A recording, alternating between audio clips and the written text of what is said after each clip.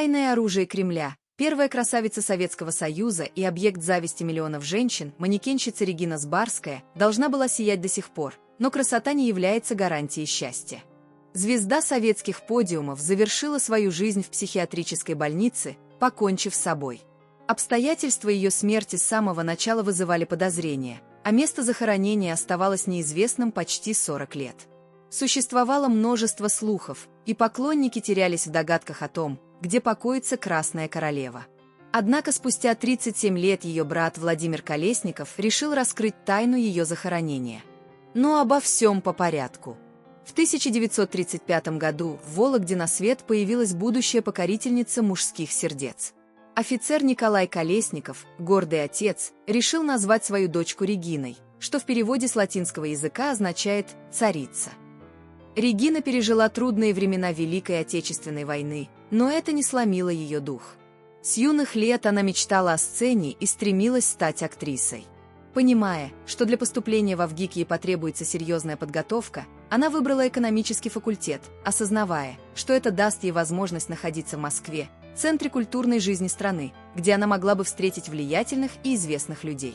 Кинематограф всегда манил Регину, и в свободное время, а порой даже во время учебы, она активно участвовала в кинопробы и погружалась в атмосферу богемы.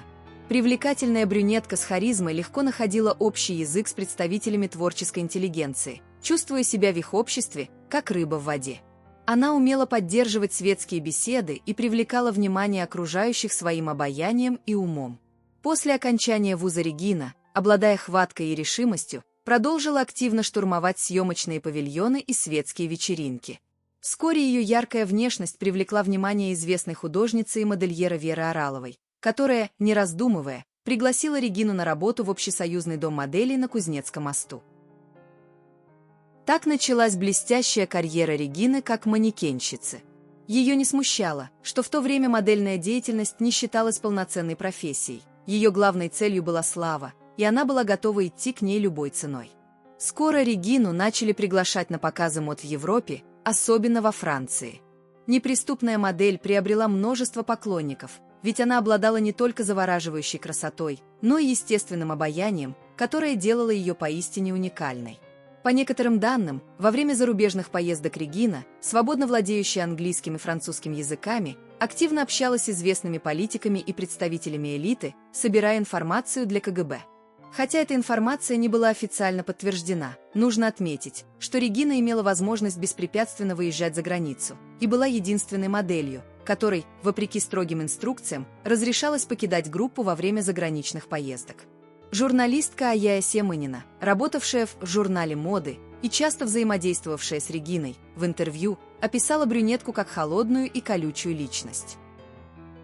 Журналистка отметила, что в поведении Регины были странности, которые можно было бы объяснить ее особой подготовкой и связями со спецслужбами. Например, о прошлом Регины не было известно практически ничего. Хотя она казалась девушкой, выросшей в провинции, ее манеры и вкус выдавали в ней представительницу высшего общества. Регина великолепно одевалась, постоянно меняла наряды, но никогда не делилась информацией о том, откуда они у нее. Наблюдая за другими моделями, журналистка заметила, что все они дружили между собой, в то время как Регина держалась особняком, словно чувствовала себя не такой, как все. Однако это ее не беспокоило, она была довольна своей жизнью. О ней писала западная пресса, ей подражали тысячи женщин, и она даже получила шутливое прозвище «Самое красивое оружие СССР». Знакомство с художником Львом Сбарским стало поворотным моментом в жизни Регины. Именно под этой фамилией она стала известна во всем мире. Лев, будучи настоящим плейбоем, пользовался невероятным успехом у женщин, и Регина не стала исключением. С манекенщицей художник познакомился во время работы в доме моделей. Он делал макет одного из номеров журнала мод. Сбарский был очарован красотой Регины и ее умением себя держать.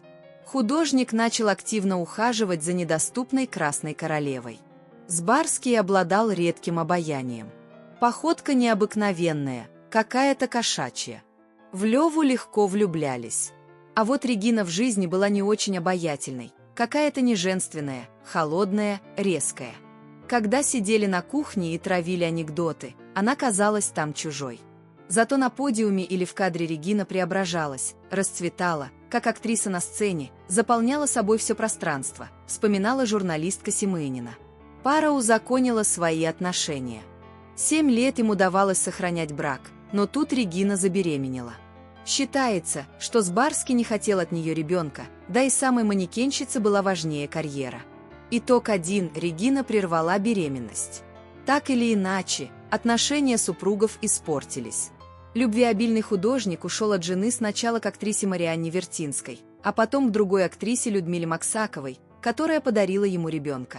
В начале 1970-х Сбарский эмигрировал в Израиль, а затем в США. Для манекенщицы уход мужа стал страшным ударом. У нее началась депрессия, которая привела к госпитализации в психиатрическую лечебницу. После лечения Регина Сбарская попыталась вернуться в профессию, но вскоре поняла, что она уже не так молода и прекрасна. В личной жизни модели тоже не везло. Югославский журналист, с которым якобы у Регины был страстный и короткий роман, выпустил сенсационную книгу «100 ночей с Региной Сбарской». В книге содержались признания красавицы о ее доносах на коллег по цеху, откровенные фотографии и интимные подробности. Естественно, это сильно ударило по репутации и нестабильной психике Сбарской. Она предприняла попытку самоубийства и снова попала в психбольницу. Казалось бы, о карьере можно забыть. Тогда на помощь Регине пришел ее друг и знаменитый модельер Вячеслав Зайцев.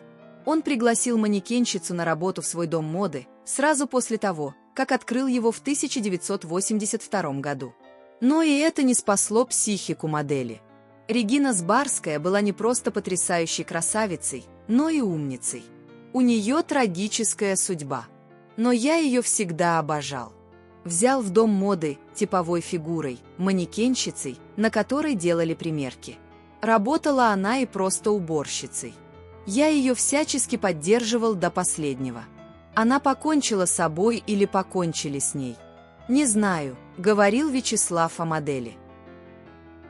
Первая красавица СССР ушла из жизни в 1987 году. Она совершила 3 попытки суицида, и последняя оказалась смертельной.